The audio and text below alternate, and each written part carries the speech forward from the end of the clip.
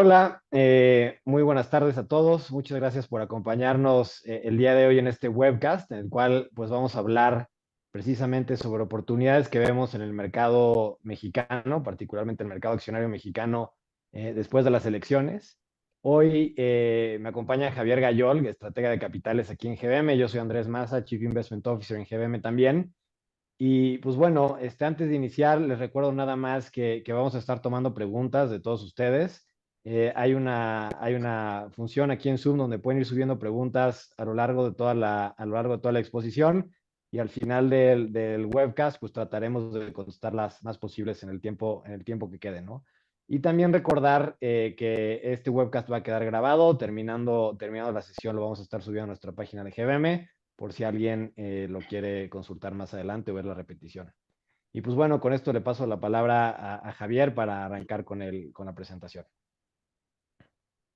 ¿Qué onda, Andrés? Gracias por la presentación, gracias por la oportunidad de platicar con toda la audiencia de GBM, que nos dicen que hay muchísimos ya viéndonos.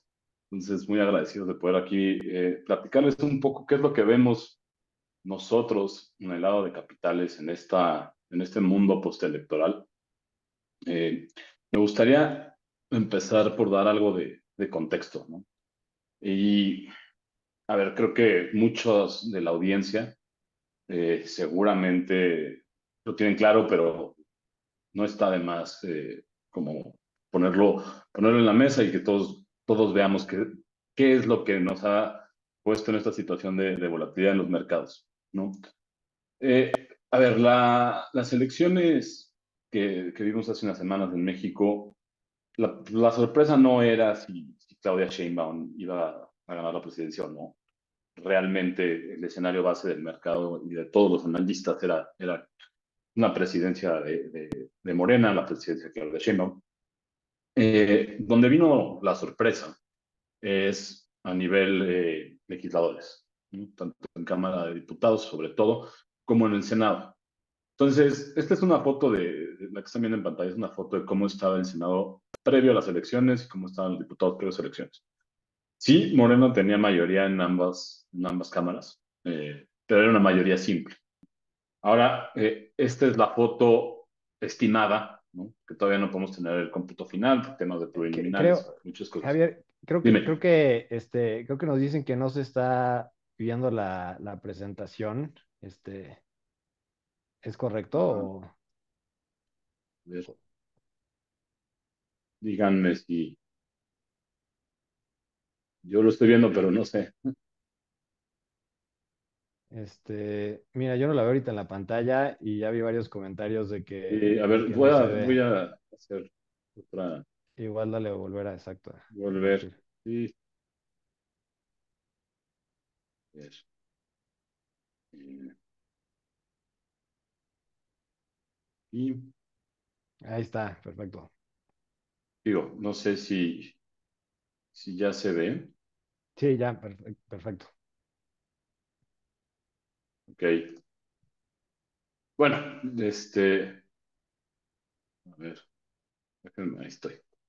Entonces, digo lo que les decía, ¿no? En el contexto, como estábamos antes, sí con mayorías simples de Morena y sus alianzas en ambas cámaras, pero no con mayorías calificadas.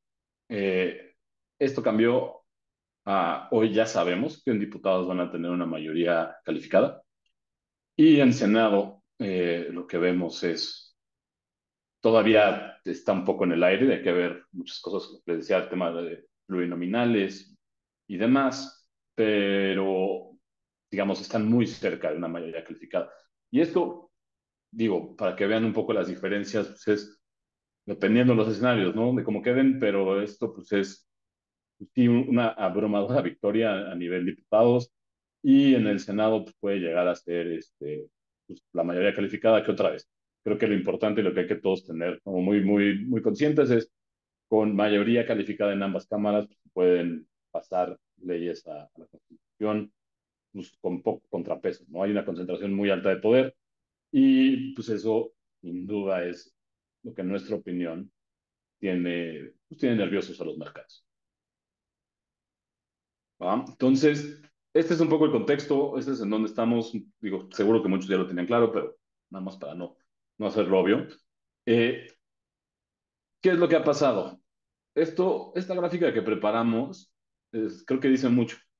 Esta es la volatilidad medida en dos diferentes factores, ¿no? Como en el corto plazo y más en el largo plazo. La línea clara es el corto plazo. Y aquí lo importante es ver el pico que se generó con la elección de Morena. Es el tercer pico más alto de volatilidad que hemos visto en México en los últimos 10 años. Solo va después de cuando fue pues, todo el tema de COVID y cuando hace 6 años se canceló el aeropuerto. Entonces, ¿de qué tratamos? O bueno, ¿qué es lo que queremos platicar, no? La volatilidad es riesgo, riesgos, oportunidades. Y el primer lugar en donde hemos visto esto es en tipo de cambio. El tipo de cambio en México había estado en un promedio de 16.90, alrededor de 6.90 durante todo el año. Eh, en las elecciones llegamos a 18.5, ¿no? Eso es un incremento pues, alrededor del 9%, depende de qué hora lo veas, ¿no? Con la volatilidad se mueve mucho. Pero, pues digo, evidentemente esta es la primera oportunidad, ¿no? Haber estado invertido en dólares, en ese momento eso es un incremento del 10%. Pero no solamente es a través de la moneda, también creemos que hay empresas que se benefician directamente de esto. La Y, lista que y, nos... Perdón, dime. y que además, poniendo un poco en contexto, quizá de un poco más plazo, el tipo de cambio, pues estos niveles de 16.90 eran pues niveles fuertes del peso, ¿no? Después de una muy buena apreciación, de la última devaluación durante el COVID, niveles Ujú. que en casi 10 años no habíamos visto y que también, pues digo, a algunas empresas les favorece, pero a otras pues había sido también pues algo de presión, ¿no? Dependiendo de su modelo de negocio, pero las empresas exportadoras, por ejemplo, obviamente, pues no están siempre tan cómodas con un peso tan fuerte, ¿no? Totalmente, totalmente. Entonces, como parte de lo que vemos es en digo, en este ámbito y con esta volatilidad en el tipo de cambio, pues, buscamos a las empresas que más se favorecen y son estas. Son, digo, Cuervo, que digo, básicamente sus costos son en pesos y vende pues, en todo el mundo y muchos de eso está dolarizado. Entonces, cuando tienes ese desfaz, ¿no? Entre que vendes en dólares, pero tus costos se quedan en pesos, pues tú sigues pagando los mismos pesos, pero vas a estar recibiendo ahora sí que más pesos por tu dólar. Y lo mismo es para el sector automotriz. En el sector automotriz, las empresas que venden a las empresas, a los OEMs. Grupo México Transportes, la empresa ferroviaria, prácticamente la mitad de su negocio está dolarizado. Por supuesto que los bienes raíces industriales, ¿no? Estas naves industriales, muchos de sus contratos son en dólares, sus costos en pesos. Grupo México, la minera, un poco lo mismo, y Gruma también, ¿no? Negocios fuertes en Estados Unidos, negocios fuertes para México, pero con una base en costos en pesos, eso te beneficia, ¿no? Lo que te perjudicó durante muchos años, pues en estos momentos es un beneficio. Entonces, viendo la parte, esa es la parte, digamos, como el tipo de cambio, pero ya entrándole al detalle de las políticas que se han estado platicando, ¿no? Creemos que hay algo que es muy claro. Hay una política de incrementar las transferencias sociales, los programas sociales, y esto, como lo ponemos ahí, es benéfico para el sector consumo. ¿Por qué? Pues, al tener el mexicano más dinero en la bolsa, lo que hemos visto es que eso se traslada a mucho mejores ventas y a una dinámica del consumo fuerte. Y no solo es esto, la verdad es que también tenemos otras cosas, ¿no? Digo, el salario mínimo que ha incrementado, también tenemos la fortaleza de las remesas. La verdad es que creemos que en el ambiente actual el sector consumo es el mejor lugar para estar y ahí lo que vemos es, digo, en el departamento de análisis lo que encontramos es que hay 5 empresas en donde estamos muy, muy cómodos, las conocemos bien, eh, y vemos que las valoraciones son realmente muy atractivas. Son Chedraui, FEMSA, Farmacias Guadalajara, Liverpool y Walmart.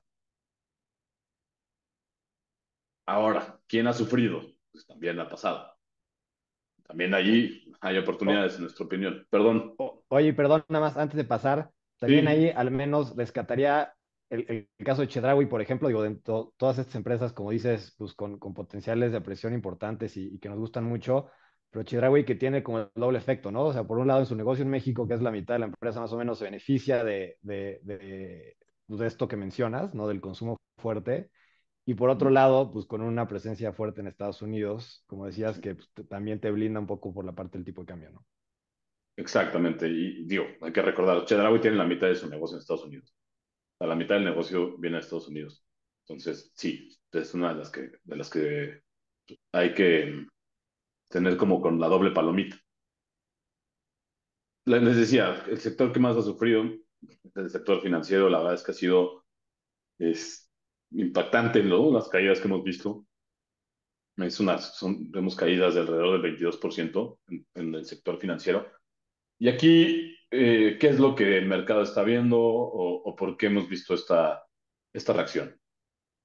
Sí, han salido en algunos medios, en algunos otros lados, que puede haber temas fiscales, en donde hay una regulación adicional a la parte financiera, a la parte fiscal de cómo operan los bancos en México. La verdad es que uno no es nada oficial, no es nada que venga de la campaña, entonces eso nos da, no es una certidumbre, no es un hecho que eso vaya a pasar.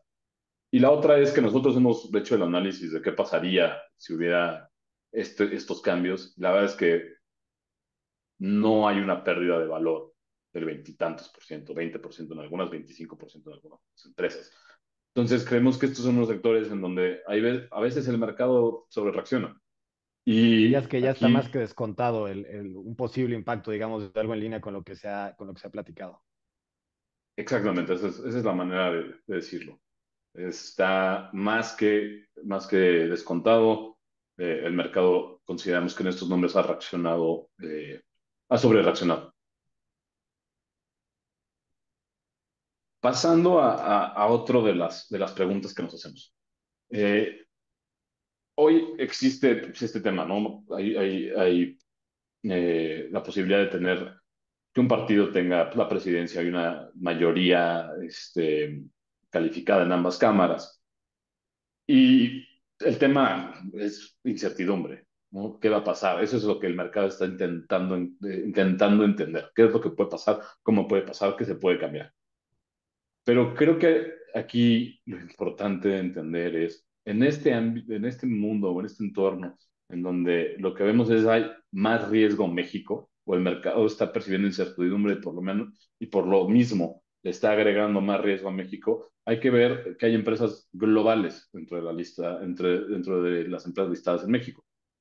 Estas son GCC, Orbia, Nemac, GISA, Cemex y Chedraui, como ya lo platicábamos. Estas son las empresas que más de su negocio está totalmente fuera de México.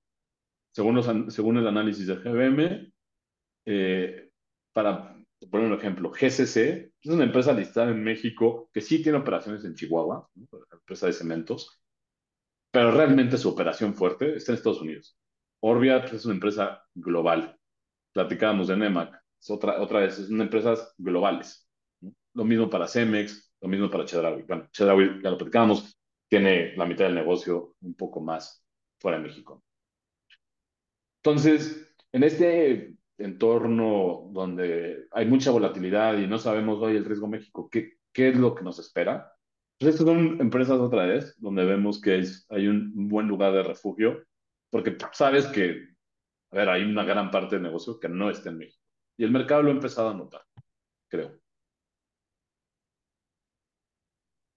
Y ahora quiero pasar a otra parte, ¿no? Para terminar el webinar y entrar a las preguntas que son muchísimas. Eh, Hay que echarle un vistazo al pasado reciente. Creo que esto para nosotros es importantísimo, ¿no? Ver qué pasó durante el sexenio que está terminando de López Obrador y ver los resultados de las empresas. Las empresas mexicanas crecieron alrededor de 36% en ventas, 34% en EBITDA, ¿no? Bueno, esto es un crecimiento realmente importante comparado con cualquier parte del mundo. Pero creo que este dato es todavía más importante, ¿no? Estas, las top picks, las empresas que nosotros recomendamos desde el Departamento de Análisis GBM, han tenido un desempeño del 55% en ventas, 52% en EBITDA. ¿Qué quiere decir? Digo, nada más para que lo pongamos un poco en contexto. Si nosotros revisamos Apple, la empresa americana, más o menos tienen estas mismas métricas. O sea, en este mismo tiempo han crecido algo similar. ¿Qué es a lo que quiero llegar? Las, Pasan muchas cosas políticas, puede haber mucho movimiento, puede haber mucho ruido político, pero las empresas mexicanas, las empresas listadas, son un grupo selecto de empresas que están pues, liderando sectores, que han pasado por muchos modelos de negocio, que han pasado por muchos entornos políticos, que han pasado por buenas y malas. Y la verdad es que son empresas que hacen el delivery de resultados. Ellos han hecho modelos de negocio pues, que sobrepasan, como decía, muchas veces es por un tema de globalizaciones o es por las ventajas competitivas que han generado, pero que sobrepasa el tema político. Y ahora, entrando al tema de mercados, si lo vemos, ¿cómo ha rendido el mercado mexicano en este tiempo, en el último sexenio? Pues en términos de capitalización de mercado, las empresas listadas en México han incrementado un 44%. Eso es sin no contemplar dividendos. A la derecha lo ponemos ajustado por dividendos, que es como creemos que se debe ver. Entonces, las empresas mexicanas han sido muy buenas operando, pero además eso se ha visto reflejado en el mercado. De hecho, eh, creo que es importante ponerlo en contexto. Entonces, si vemos al mercado mexicano contrapuesto contra todos los mercados emergentes en México, del mundo, México es el tercer mejor país en este tiempo. O sea, en este último sexenio, ya no. Solo está después de Taiwán, Taiwán e India, que, que es importante mencionar, perdón, que en Taiwán pues, la mitad de eso, o más de la mitad, viene de una sola empresa que hace chips, que seguramente muchos de ustedes conocen, pues, que básicamente se triplicó de valor en este tiempo. Entonces, un poco medio injusto. Pero bueno, lo podemos ver aquí. No, México ha sido el tercer mejor mercado de todo el mundo emergente y es el mejor mercado de Latinoamérica. Y Y esto, destacaría además, y no, supongo estarás de acuerdo, que con todo y ese pues, buen desempeño que ha tenido la bolsa mexicana recientemente, y más pues, para los inversionistas internacionales, pues de la mano de una fuerte apreciación del peso, que también ayuda, ¿no? En este claro, comparativo, digamos que global, sigue siendo un mercado comparativamente más barato que muchas otras regiones del mundo, ¿no? En términos de evaluación. exacto, exacto. Pero eso es por los resultados, ¿no? O sea, Exacto. que va justo al punto que yo quería decirte. O sea, porque cuando vemos esto, y digo, lo estamos viendo en el tiempo del sexenio del López Obrador, pues no, esto no, en ningún momento nosotros diríamos, bueno, esto es gracias a lo que se hizo en la política. Pues no es ni gracias a eso, ni a pesar de eso. Esto es gracias a las empresas, gracias a que las empresas mexicanas son empresas globales, otra vez líderes en la industria en la que participan casi en el 100% de los casos, líderes en market share, líderes en rentabilidad. Entonces, lo que empuja al mercado y poco lo que yo les diría es, a pesar de que hay ruidos políticos, hay oportunidades. Y apostándole a estas empresas que son excelentes, creemos pues, que es en donde hay que tomar ventaja de cuando el mercado tú se pone nervioso, que es Claro. lo que pensamos que está pasando ahorita, ¿no? Y muchas veces pues piensa en la bolsa mexicana y obviamente asume pues que todo es riesgo país México, pero pues como bien dices, ¿no? Es un mercado donde tenemos muchas empresas líderes regionales o mundiales en su sector y que cada vez se ha venido globalizando y diversificando más. Realmente, pues sí, quizás son empresas mexicanas o listadas en México, pero que tienen negocios alrededor del mundo, ¿no? Y que realmente no nada más están no nada más se benefician o les puede jugar en contra lo que esté sucediendo en nuestro país, sino pues en muchos otros mercados también. Exacto, exacto. Estoy totalmente de acuerdo. Creo que ese es el mensaje más importante. Hay que apostarle a las empresas mexicanas. Y o sea, el riesgo en México siempre va a estar, pero en las empresas mexicanas se diversifica muchísimo. Y con eso, pues me gustaría pasarte la lista de todas las empresas que hemos vuelto a analizar, vuelto a evaluar con esta nueva, digamos, este mundo postelectoral. Y esta es la lista de las empresas que más nos gustan. La separo en tres. La primera es pues, las que son más líquidas, ¿no? Que son más fáciles de operar y es una buena forma de hacer una separación. Digo, ahí tenemos a Sur, Cemex, Chedraui, que la hemos mencionado, FEMSA, también la mencionamos, Grupo México, Orbia y Pinfra. Como pueden ver, son empresas en donde vemos rendimientos muy, muy interesantes. La otra lista es una donde hay empresas súper atractivas, pero pues, son empresas que tienen menos liquidez.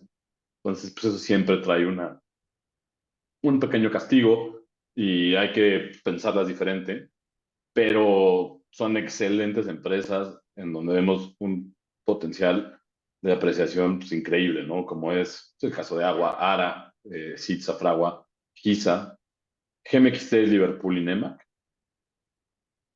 Y por último, estas son las empresas que entran a nuestro radar. ¿Y a qué me refiero cuando entran a nuestro radar?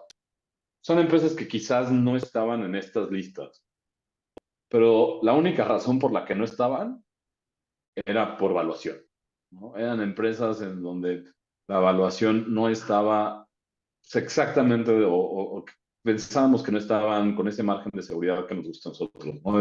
Ese potencial de apreciación. Pero pues en el último año, por ejemplo, Walmex, digo todas estas, ¿no? Walmex, GCC y Vesta han caído alrededor de 20-23%.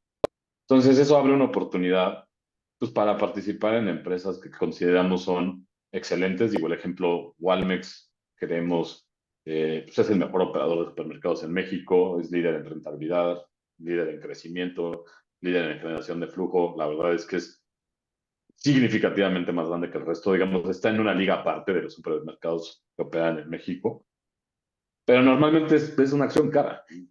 Es una acción donde las valuaciones no dejan mucho espacio. Y hoy encontramos que hay un espacio. GCC, un poco el mismo caso, pero además pues tienes este tema de, oye, en este entorno de riesgo México, GCC está, pues, como lo veíamos, 80% del negocio, estimamos, proviene de Estados Unidos.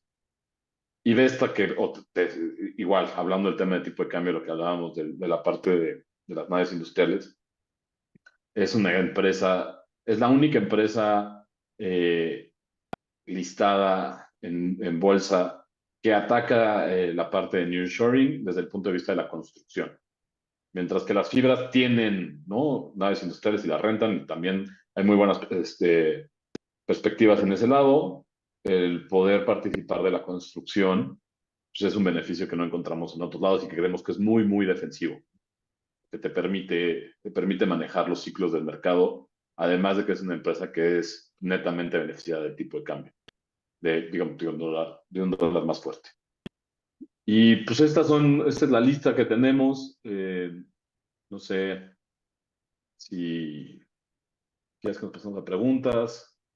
¿Qué más ¿Destacarías tenemos? aquí algunas, digo, como dices, ¿no? Todas estas son empresas que nos gusta la empresa, el modelo de negocio, la operación que llevan, la ejecución, y además, pues creemos que están cotizando a un precio por debajo de su valor justo, ¿no? ¿Destacarías Sí, algunas, digo, ya mencionabas algo, ¿no? Pero que en la coyuntura actual quizá pudieran tener catalizadores más rápidos, que más allá pues del valor fundamental en sí, ¿no? Que independientemente del ciclo de mercado, pues creemos que existe, que quizá con el contexto de ahorita pudieran ser, pues más atractivas, ¿no? Tuvieran mayores beneficios. hijo, es complicado, como dices, o sea, nos gustan todas, y digo, una forma de verlo pues puede ser por el potencial de apreciación, pero como dices, en este contexto, a ver, de las de alta liquidez, yo te diría que sin duda FEMSA y Chedraui, otra vez el sector consumo para nosotros creo que es un lugar bien interesante en el que hay que estar. Y en las de, digo, baja liquidez también hay cosas que nos encantan, ¿no? Pero otra vez, pensándolo con el ángulo desde de este contexto, yo te diría que Nemac es una empresa que encontramos con muchísimo valor. Poca, va a haber, digo, no vemos nada que en el riesgo México realmente le afecte como lo veíamos. Gran parte de su negocio está fuera de México. Ellos les venden, son líderes en la industria de autopartes y se los venden esos autopartes a las, las grandes empresas de coches del mundo, ¿no? O sea, venden Sí, a los Ford, a los... O sea, no lo vemos como que haya ningún impacto en México. No depende de si hay eh, inversiones en México o no hay inversiones en México. Ellos tienen contratos. Y con digo, como pueden ver, 280% de potencial de apreciación, es difícil dejarla, no decirte esa. Pero bueno, Liverpool igual en el tema de consumo y MXT, pues el tema otra vez, del tema de tipo de cambio y el estar participando fuera de México, por tener que escoger algunas, ¿no? Pero la verdad es que todas nos claro. gustan. Vemos que son las bases pueden ser una muy buena base de los portafolios de los que nos escuchan y pues sí, aquí la verdad es que estamos con un nivel de confianza alto en estas empresas. La verdad es que pocas veces vemos estos precios de entrada para algunas de ellas. Buenísimo. Pues creo que con esto podemos entonces pasar ya a preguntas de la gente que está aquí conectada, que como mencionabas han estado subiendo ya varias. Les recuerdo que quizás los que se hayan conectado tarde, que pueden hacer preguntas aquí en la sección de Q&A y trataremos de contestar las más que se puedan ahorita en los minutos que nos quedan. Pero bueno, algunas de las que nos han pasado, y creo que relevante aquí con esta diapositiva, hay varias que dicen que cuál es la fecha para estos precios objetivos. En cuánto tiempo Claro, creemos, ¿no? Sí. sí. Sí, las fechas para los precios objetivos son finales de 2024. Así es como calculamos estas valuaciones. Nosotros les ponemos un objetivo al final del 2024.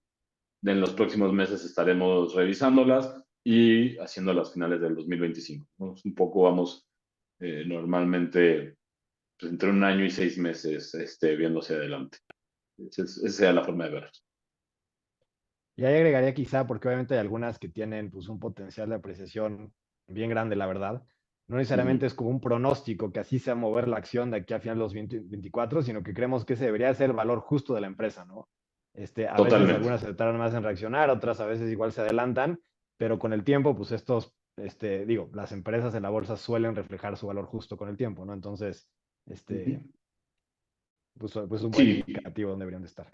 sí, es una buena aclaración. O sea, nosotros, pues, digo, pronosticar el mercado y en estos niveles de volatilidad pues, no, es imposible. Imposible, sí. Pero lo que podemos hacer es entender los flujos, entender pues, el valor fundamental de las empresas. Hay algunas que pueden tardarse, pero como bien dices, la verdad es que en el tiempo a nosotros nos ha probado siempre que el fundamental es el que termina mandando.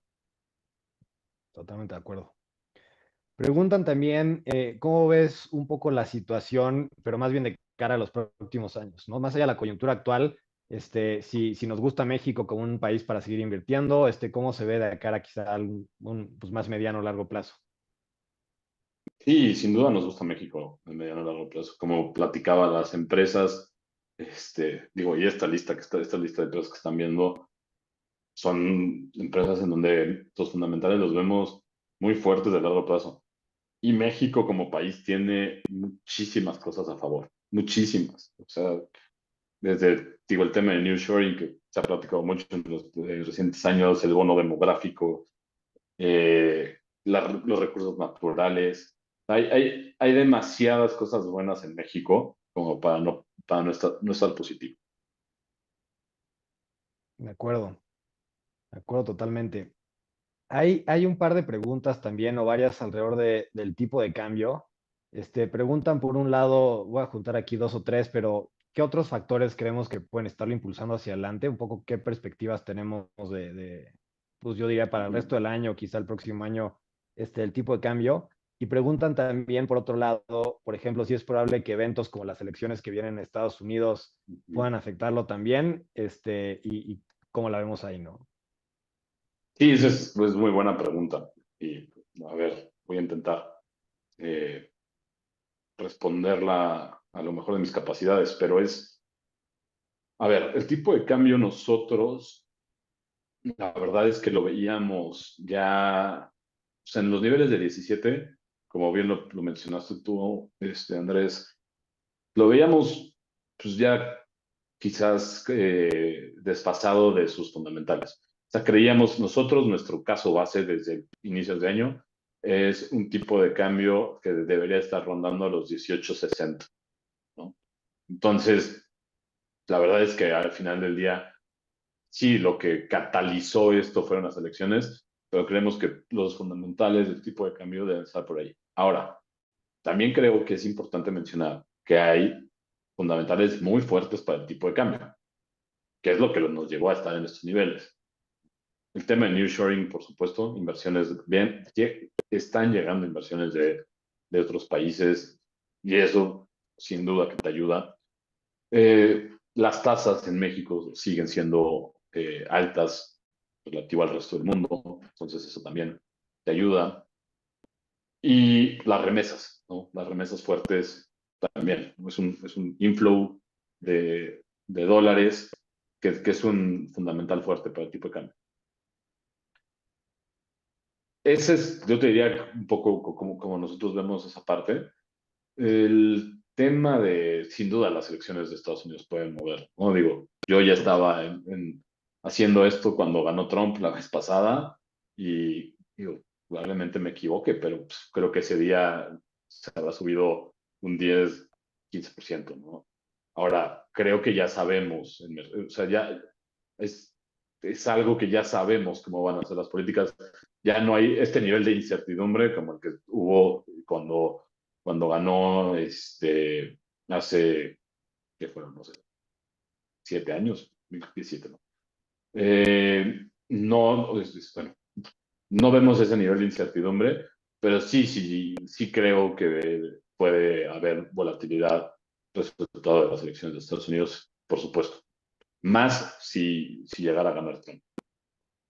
Creo que Exacto, que sería un evento ahorita más duro. Que ahorita que no se es el escenario perfila, base, pero no sé. Pero pues digo, correcto, está totalmente. muy volado, ¿no? En esa elección.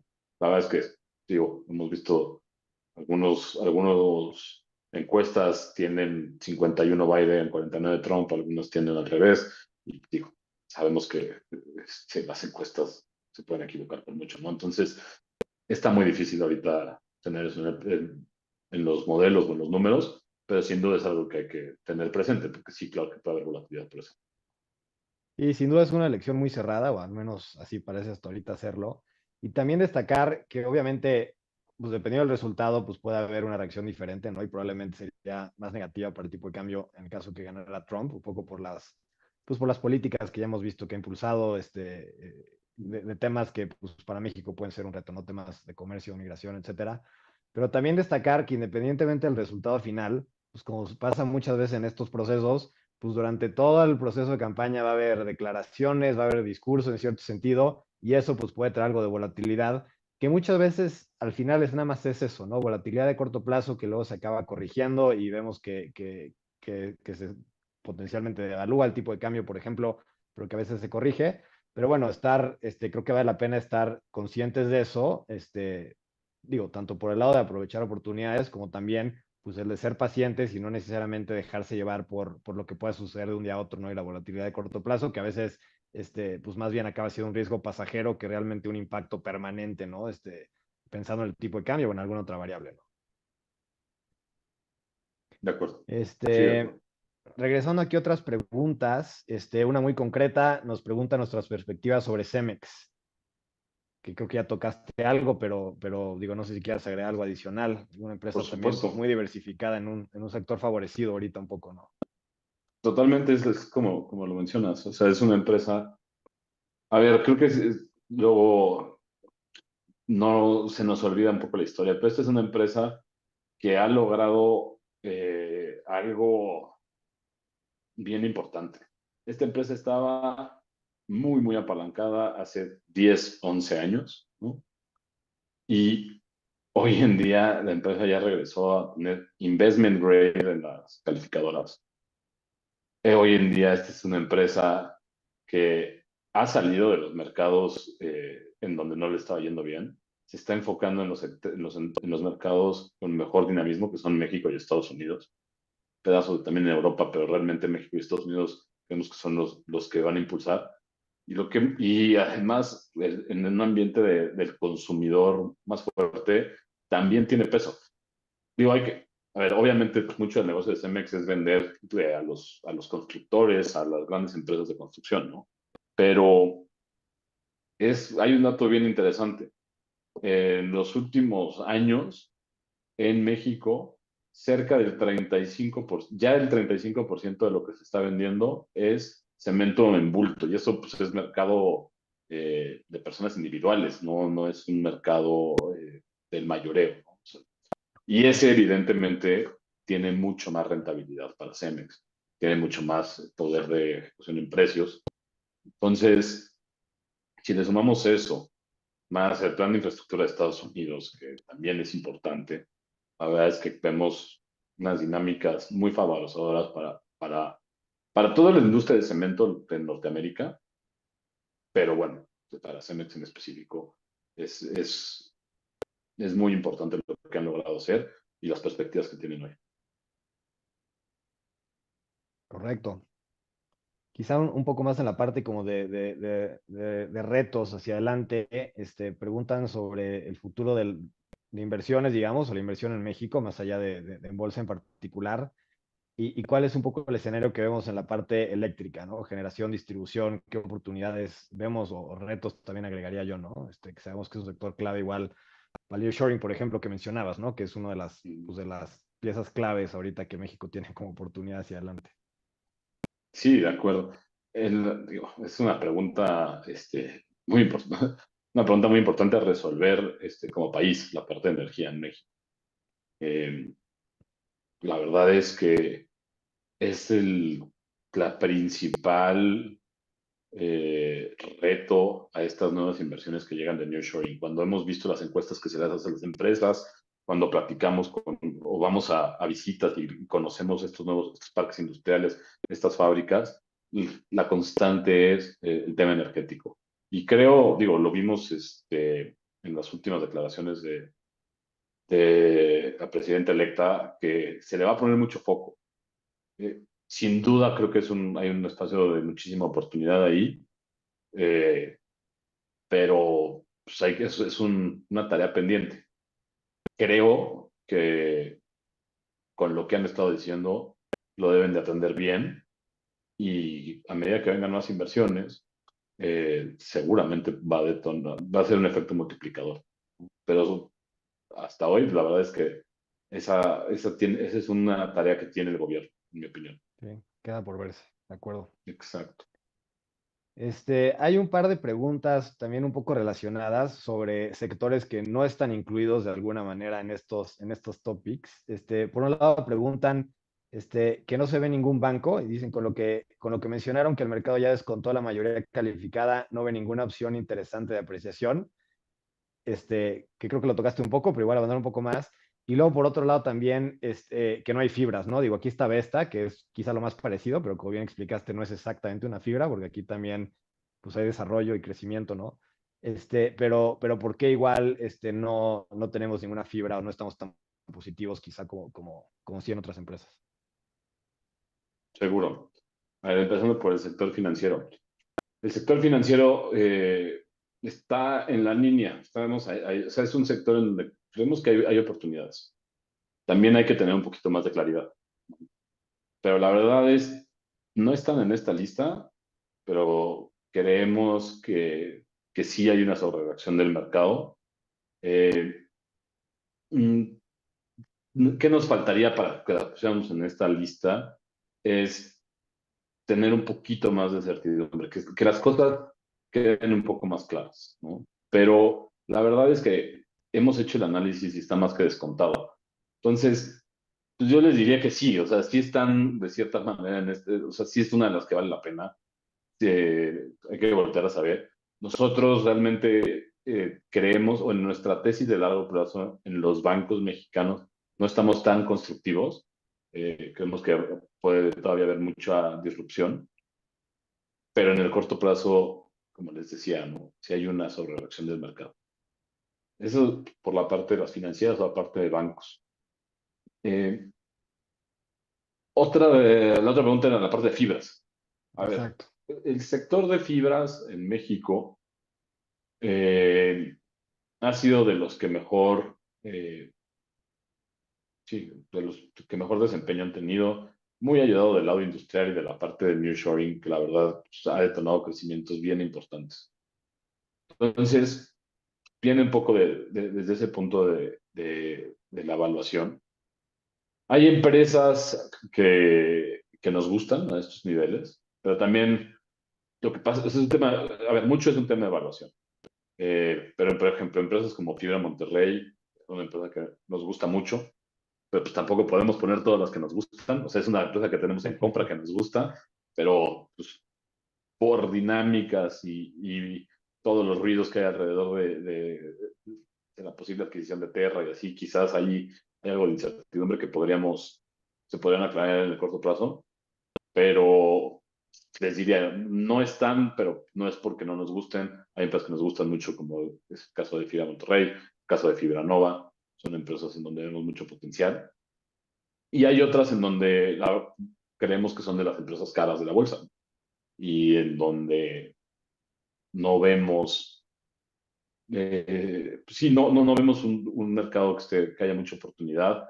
Es así como a veces el mercado, como lo decíamos, ¿no? En la parte financiera, quizás en nuestra opinión vemos que sobre reaccionó a la baja. También vemos que hay en otras en donde sobre reaccionó a la alza, ¿no? El tema de nearshoring, el tema de creemos que quizás ahí puede haber, puede no estar en sus mejores puntos de entrada. De acuerdo, de acuerdo. Hay también un par de preguntas alrededor de, pues, cómo, digo, más allá obviamente de comprar o invertir algunas de estas acciones en directo, si ofrecemos instrumentos para invertir en estos, qué fondos podría considerar el inversionista? ¿Existe algún fondo que contenga el Topix para poder invertir? Y ahí, si quieren, esta la voy contestando yo. Efectivamente tenemos un fondo que no es que necesariamente replique este portafolio, ¿no? Justamente estas empresas, pero que está muy guiado y que varias de estas empresas, la mayoría diría yo, están sobre representadas dentro de las posiciones del fondo, que es el GBM Alpha. El GBM Alpha es uno de nuestros fondos enfocados en invertir exclusivamente en acciones de la Bolsa Mexicana.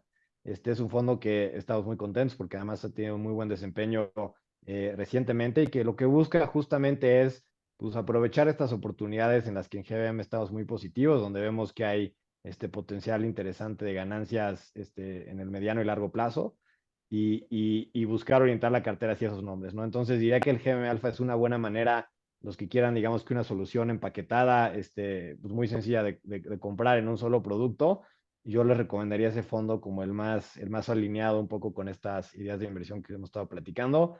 Y de nuevo, pues que creemos que, que, que está 100% al final de cuentas invertido en la bolsa mexicana, que creemos, como también ya lo decíamos, pues que es un mercado que tiene mucho potencial de apreciación, ¿no? Estos son algunos de los nombres, pero pues como ya se vio en la pregunta pasada, que si los bancos, que las fibras y demás, pues hay otras empresas más que también nos gustan, ¿no? La verdad es que ahorita la bolsa en México, a diferencia de quizá otros momentos en el mercado, diría que hay más abundancia de oportunidades que falta de, ¿no? La verdad es, pues la bolsa se ha portado bien o se ha comportado bien en términos de rendimiento el último par de años, mejor que muchos otros mercados en el mundo, pero también si nos vamos 10 años para atrás, pues es un mercado en el cual las empresas estuvieron dando buenos resultados, creciendo ventas, EBITDA, etcétera, como ya lo mostró Javier en una de las gráficas, pero que no necesariamente durante mucho tiempo se reconoció eso.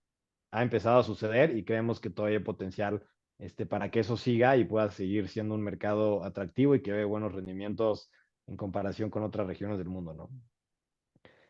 Eh, Después preguntan, y creo que estamos, digo, llegando al final del tiempo, pero igual aprovechar un par más, un poco regresando a temas más macro, pero si vemos algún reto o algún tema en cuanto a la inflación y que eso pueda pues, afectar el crecimiento de estas empresas o de algunas de estas empresas que estamos recomendando, que nos gusta.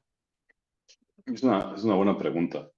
Eh, a ver, la inflación ha sido más persistente de lo que esperábamos muchos, lo que se esperaba, digo, por todos lados. Eh, A nivel global, ¿no? a No nivel nada más en global, sí, sí, México. no es nada más en México. Eso es un hecho. Seguimos pagando todo el tema del COVID. Este, ahora, y digo, voy a regresar un poco a lo mismo con lo que platicamos antes. Sí puede ser un tema de inflación, pero para estas empresas, la gran mayoría de estas tienen el famoso pricing power, ¿no? O sea, la verdad es que tienen esta facilidad de trasladar la inflación a los clientes, a sus consumidores o a sus clientes, en muchos casos. Entonces, la verdad, digo, hay empresas más y empresas menos que tienen este efecto, pero pues, lo vimos en esta época de hiperinflación que vimos los últimos años. Vimos que pues, empresas como Cemex o como Gruma, digo, los temas concesionados, ni se diga, lograron trasladar la inflación. Entonces, no es algo que nos preocupe para esta lista de empresas, sí es algo que nos preocupa a nivel macro, que pueda haber una inflación más persistente, eso por ende termine siendo que las tasas no bajen a la velocidad que nos gustaría o que estábamos esperando.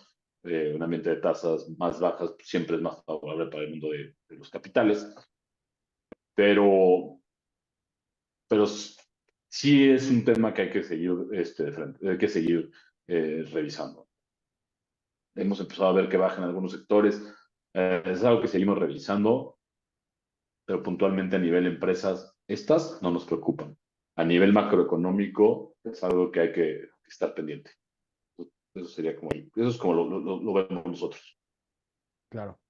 Claro, y que también, como dices, ¿no? Las empresas muchas veces, o el asset class, digamos, que la de las, que de las acciones suele ser, pues, donde también puedes llegar a tener una mejor cobertura, contra la inflación en comparación de otras alternativas, justo por lo que mencionabas, ¿no? Al final de cuentas, si tú compras un bono, por ejemplo, renta fija, y lo compraste a cierta tasa, pues esa es la tasa que te vas a llevar, independientemente de si luego sube la inflación y ya quedó más arriba de tu tasa, pues ni modo, ¿no?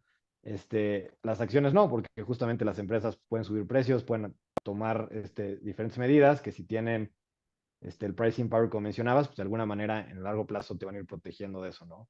Pero bueno, relevante más allá de las empresas en particular, pues justamente hay otras, las inversiones en deuda, por ejemplo, que han estado o que han sido muy populares obviamente en México últimamente por las tasas tan altas que hemos visto. Son tasas que están muy por arriba del nivel de inflación, inclusive con esta inflación que está todavía arriba de la meta de Banco de México y que por lo mismo, pues también hay, pues de alguna manera estás, llamémosle, muy protegido, pero bueno, que sabemos también que estas tasas no se van a quedar a estos niveles para siempre probablemente y la perspectiva hacia adelante es pues que es más probable que no, a que vayan bajando al menos gradualmente poco a poco y pues no necesariamente vas a tener siempre ese gap, ¿no? Es decir, los CETES que han sido una inversión muy competitiva últimamente, como un ejemplo, digamos, de un instrumento de deuda muy seguro y pues muy utilizado en México, si tú ves en vez del desempeño que sea los últimos 2 años de los últimos 20, pues te das cuenta que en promedio acaban pagando más o menos en línea con la inflación, ¿no? Es decir, igual te protegen, pero no te dan un rendimiento más allá.